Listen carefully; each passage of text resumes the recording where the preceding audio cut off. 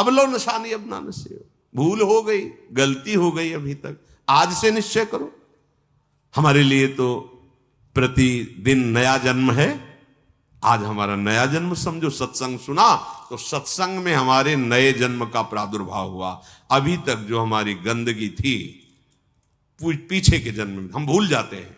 आज से इसी क्षण से हम नया जीवन अपना बनाते हैं, अध्यात्म मार्ग का जीवन बनाते हैं और ऐसा निश्चय करते हैं जो टूटे ना। निश्चय में बहुत बड़ी सिद्धि है। देखो पिंगला जी का जैसे बताया, तैसे भागवत में एकादश स्कंद में तितिक्ष ब्राह्मण का देखो, गृहस्थी में रहते थे, लड़के बच्चे थे, खूब धन कमाया, वो बड़े ही कंजूस स्वभाव के थे, न परिवार को भोगने देते थे न स्वयं भोगते थे। अब कुछ ऐसी विपरीत परिस्थिति आई, सब दिन होत न एक समान, राजदंड उन पे लागू हुआ तो काफी अर्थ तो टैक्स में चला गया। फिर परिवार के जनों ने देखा कि ये तो कंजूस है, 1 रुपया भी नहीं देगा। वो लोग इधर उधर से हाथ मार के फिर आग लग गई। अब परिवार वालों ने उसका त्याग कर दिया, केवल अकेला, कोई उससे प्यार नहीं करता, अर्थ उसके हाथ से चला गया सब। अब विचार किया कि मेरा पूरा जीवन निकल गया, उत्तम वर्ण में जन्म हुआ था, वृद्धावस्था आ गई, अब क्या होगा, क्या होगा। जिनको मैंने पाला पोषा, जो बड़ी मेहनत से धन कमाए, तो सब नष्ट हो गया, परिवार वाले कोई देखते ही नहीं। जानते हो उसका निश्चय, देवता इस बात के साक्षी हैं कि आज से मैं अपने जीवन को श्री भगवान के चरणों में समर्पित करता हूं, सब कुछ सहूंगा और निरंतर भगवान का भजन करूंगा। वो इतना बड़ा महापुरुष उसी निश्चय से हो गया कि भगवान उद्धव जी को उसकी कथा सुना रहे हैं। कोई साधना नहीं हुई थी, परिस्थिति ने ऐसा निश्चय करवा दिया। तो जरूरी है वो परिस्थिति आवे तब तुम निश्चय करो। क्या सत्संग में तुम निश्चय नहीं कर सकते तो परिस्थिति का इंतजार करोगे कि ऐसी विपत्ति आवे, ऐसी ठोकर लगे, ऐसी दुर्दशा हो तब तुम निश्चय करो? अरे उसके पहले ही निश्चय कर लो तो दुर्दशा काहे को होगी। ऐसा नहीं कि उसका जीवन मंगलमय हो गया।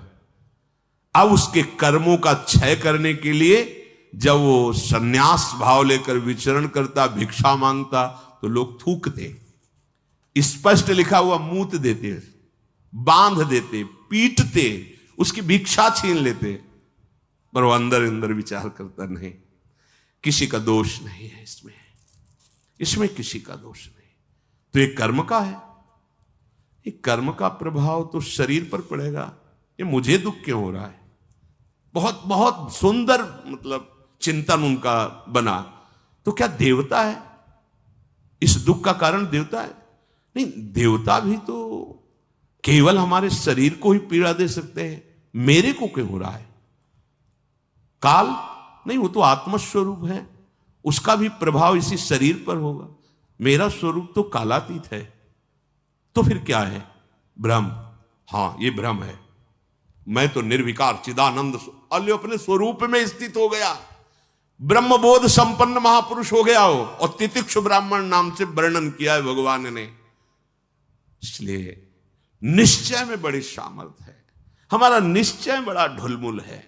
इसलिए प्रार्थना है, बहुत बड़ा मार्ग मिला है आपको, इसे भगवत मार्ग कहते हैं, अध्यात्म मार्ग कहते हैं।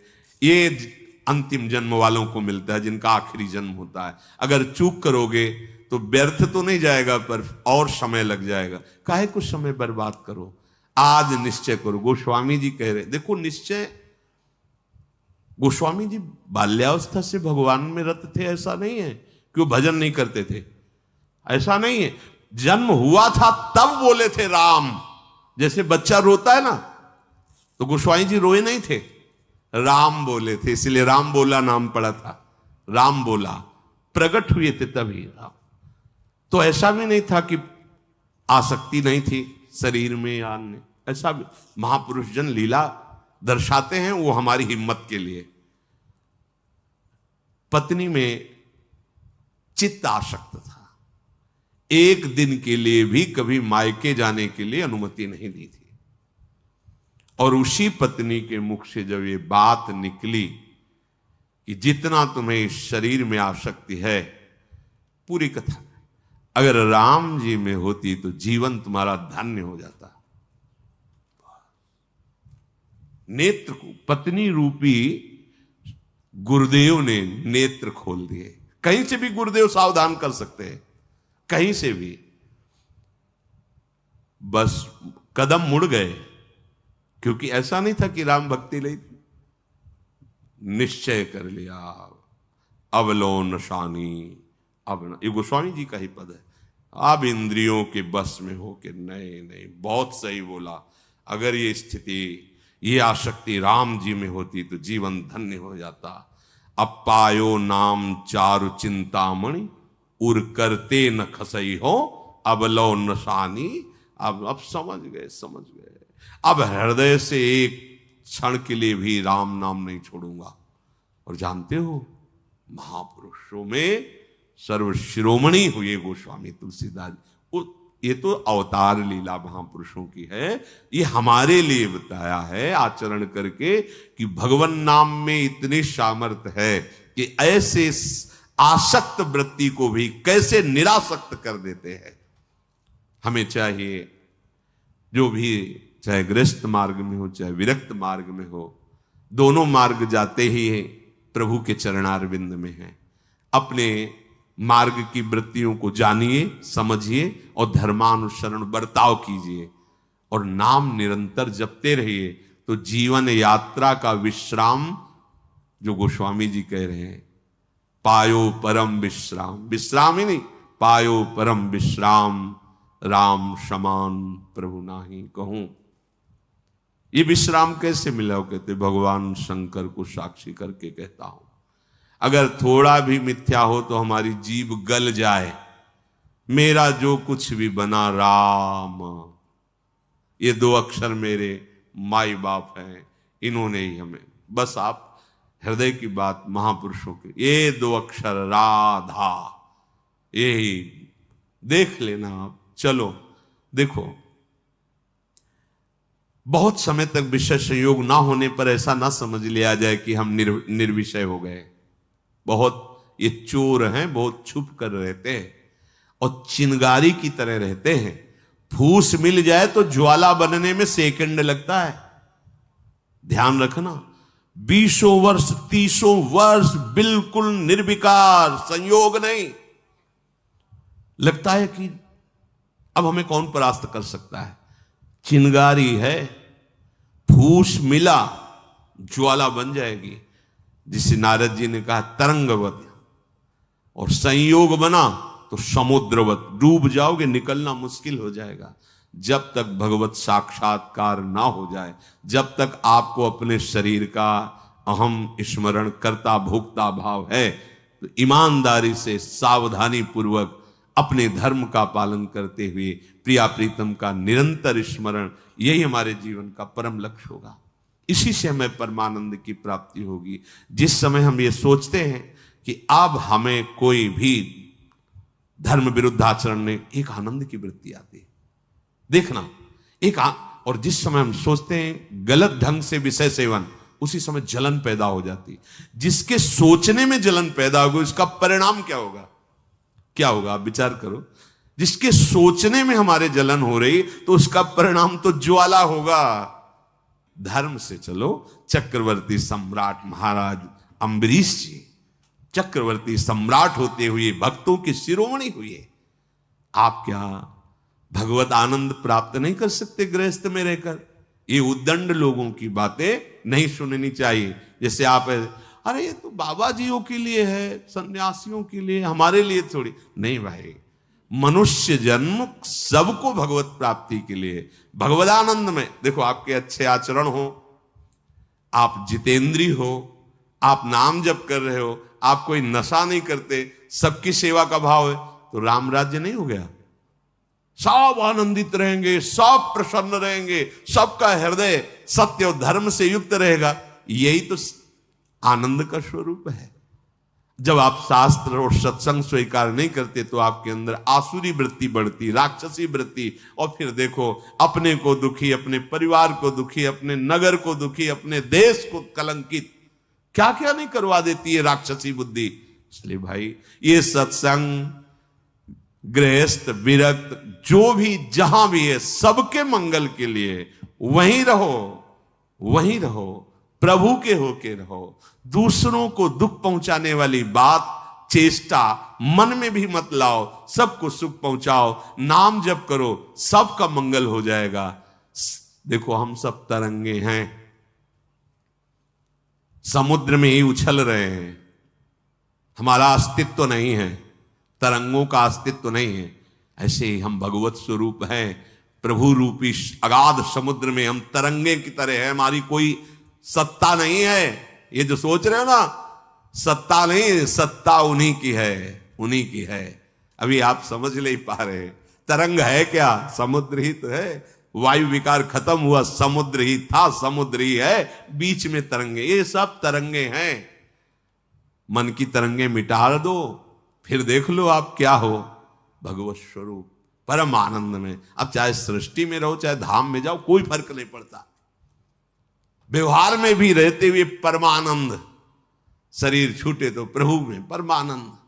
उसी के लिए तो हम प्रयास करें, जितनी चेष्टाएं कर रहे हैं सुख के लिए ही तो कर रहे हैं। हे भाई, आप कोई भी हो, गृहस्थ हो, विरक्त हो, कोई भी हो, धर्म से चलो, नाम जप करो, सबकी सेवा की भावना अंदर रखो, तो मनुष्य जीवन का लाभ मिल जाएगा। ये उद्दंडता पूर्वक तर्क वृत्ति रखोगे तो अभी सौभाग्य मिल रहा है सुनने का, धीरे धीरे समय ऐसा आ जाएगा आपको शत वार्ता सुनने को नहीं मिलेगी। देख लेना, सत वार्ता जिसके श्रवण मात्र से हमारे हृदय में आनंद का स्फुरण हो और हम उस आनंद के बल से निर्विषय हो जाएं, वो वार्ता सुनने को नहीं मिलेगी। फिर और समय आएगा, धर्म सुने नहीं काना, कलिकाल बिहाल की मनुजा, नहीं माने को अनुजा तनुजा। सब होश में अभी समय है, तर्क वितर्क छोड़ो, जैसा शास्त्र सदगुरुदेव संत जन कह रहे वैसी बात मान लो, निहाल हो जाओगे, परमानंद में मगन हो जाओगे। ये हम बुद्धि की बात नहीं कहते कि तर्क वितर्क आप करें, तर्क सत्संग तर्क नष्ट करने के लिए होता है। हृदय में देखो, बहादुरी जबान से कहने की नहीं है, ये हृदय की बात है। ये यहां युद्ध होता है, पता नहीं क्यों बनी हुई है। वेद विद्या पढ़त, कर्म धर्मन करत, जलप तन कलप की अवधियानी, चारुगत छाण संसार भटकत भ्रमत, आस की पास नहीं तोरी जानी। स्पष्ट वर्णन है, इसका मनन हुआ है गुरु कृपा से, तब हम आपको कह रहे हैं, मनों का निरीक्षण करके। आस की पास नहीं तोरी जानी, सकल स्वार्थ करत, क्योंकि आस की पास नहीं तोरी जानी तो सकल स्वार्थ करत, रहत जन्मत मरत, दुख और सुख के होत मानी। अरे छाड़ जंजार कैसे न निश्चय धरत, एक किन लमत हरिवंश बानी। क्यों निश्चय नहीं करते, उस आस की पास को क्यों नहीं तोड़ देते? वैराग्य मार्ग का पथिक हूं या भगवत मार्ग का पथिक हूं, प्राण त्याग सकता हूं पर एक कदम अधर्म भूल न दे कुमारक नहीं। ऐ मन अब नहीं, अब नहीं, शरीर नष्ट कर दूंगा पर धर्म नहीं नष्ट करूंगा। भगवत मार्ग, ये आस की पास बड़े दुलार से रखे हुए हैं। कभी तो, अभी नहीं, कभी तो, ये क्यों रखे हुए हो? यही तुम्हें भगवदानंद की अनुभूति वर्तमान में नहीं करने दे रही, यही आस की पास। अभी निश्चय करो जिस मार्ग में चले हो, नहीं नहीं नहीं, अभी शुद्ध ज्ञान स्फूर्ति होने लगेगी। ये सब यहां की देखी हुई बातें कह रहे हैं आपको। बच्चापन से इस मार्ग में है तो यहां देखी हुई बातें कर रहे हैं। बहुत वैराग्य में जीवन, एकांतिक जीवन, फिर भी आशा। पूछो उससे किसकी आशा, क्यों, क्या चाहिए? उत्तर नहीं मिल रहा। चाहिए ये भोग? नहीं, देखना भी नहीं, तो आशा क्यों? पता नहीं। आप देखो, अंदर से देखो, जब यहां की बात कही जाएगी ना तो सबके यहां की बात होगी। ये अलग से नहीं रचा, उसी मशीनरी से बनाया गया जिससे सब निकले हुए हैं, सब मशीनरी। इसीलिए कि ये तो हमारे मन की बात कर रहे हैं, वो तुम्हारे मन की बात नहीं कर रहे, संपूर्ण सृष्टि की बात कर रहे हैं। क्योंकि जिससे मन रचा गया है, जिससे शरीर रचा गया है, वो वही एक ही डिपार्टमेंट है। वहीं से रचा गया है। यही हमें भगवदानंद की प्राप्ति नहीं करानी देती। बहुत धैर्यपूर्वक सुनना है और समझना है। यह हम अपने मन की बात कहते हैं, इसको पढ़ा है, इसको देखा है, इसको समझा है। वैराग्य में जीवन है, इतना भी कहीं गुंजाइश नहीं है। फिर भी आशा है, पूछा जाए इसको भोगों के लिए तो ना है, फिर भी आशा है। ये क्यों है? यही छाणी जंजार क्यों न निश्चय धरत। निश्चय क्यों नहीं कर रहा तू? तेरे निश्चय की कमी के कारण ये आशा की फांसी बनी हुई है। जब तक ये आशा की फांसी बनी रहेगी तब तक तुझे परमार्थ वस्तु का स्फुरण नहीं होगा। पक्की बात है। ये जो शुद्ध ज्ञान है स्फुरित ही नहीं होता, कामना से ढका रहता है। जैसे कोहरे की ताकत नहीं कि सूर्य को ढक ले, पर मेरे नेत्रों के ढकने के कारण लगता है सूर्य ढक गया। ऐसे ही ज्ञान स्वरूप जो भगवद अंश है इसमें स्फुरणाएं होती, जैसे सूर्य की किरणें निकलती ना, ऐसे इसमें ज्ञान की तरंगे निकलती रहती, आनंद की तरंगे निकलती रहती। वो आपके अनुभव में आपकी ही तरंग है। अनुभव में इसलिए नहीं आती कि कामना रूपी आशा रूपी कोहरा फैल गया। पिंगला जी ने कोई साधना नहीं की थी ज्ञान प्राप्ति की। ज्ञानियों के परम गुरु विदेहराज जनक जी के ही नगर में रह रही थी, पर वैश्यावृत्ति करती थी। देखिए, पढ़ के देख लीजिए बहुत सूक्ष्मता से, मनन करते हुए तो आपको उत्तर मिल जाएगा। अपने शरीर का श्रृंगार करके बैठ गई। संध्या के समय से कोई पुरुष उधर से आता दिखाई देता तो ये पुरुष हमें धन देगा, हमारे शरीर का सेवन करेगा, निकल गया। ये नहीं तो ये करेगा। ऐसे रात्रि अर्धरात्रि हो गई। भगवद अवतार अवधूत शिरोमणि श्री दत्तात्रेय जी भ्रमण करते हुए वहीं सर्वज्ञ महापुरुष थे, उसकी वृत्ति में ही अपनी वृत्ति लगाए हुए थे। तभी तो उन्होंने गुरु बनाया उसको। 24 गुरुओं में पिंगला भी गुरु है। और बड़ा सौभाग्य उसका महाप्रभु हरिवंश चंद्र जी ने श्रीमद चतुरासी जी में भी उसका उदाहरण दिया। यह जो एक मन बहुत ठौर करी कही कौने सच पायो, जहां तहां विपत्ति जार जुवती लो प्रगट पिंगला गायो। जब अर्धरात्रि हुई तो पिंगला को बहुत कष्ट हुआ। हाय, इस शरीर को बेच करके सुखी होना चाहती है। कितनी अज्ञान वृत्ति।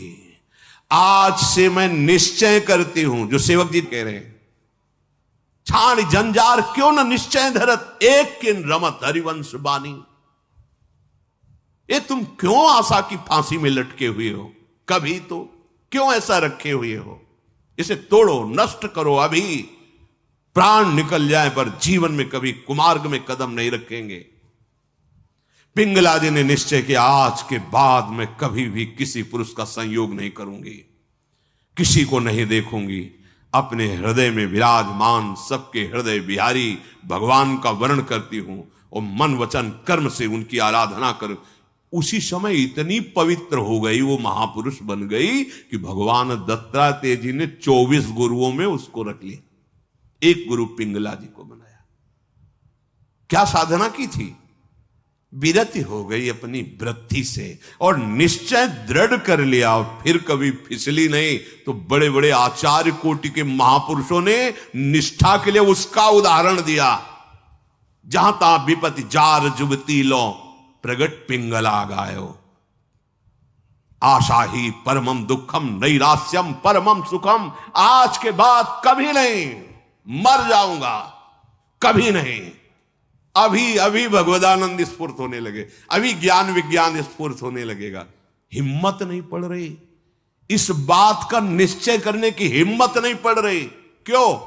क्योंकि आपको आशा है, भोग में सुख है।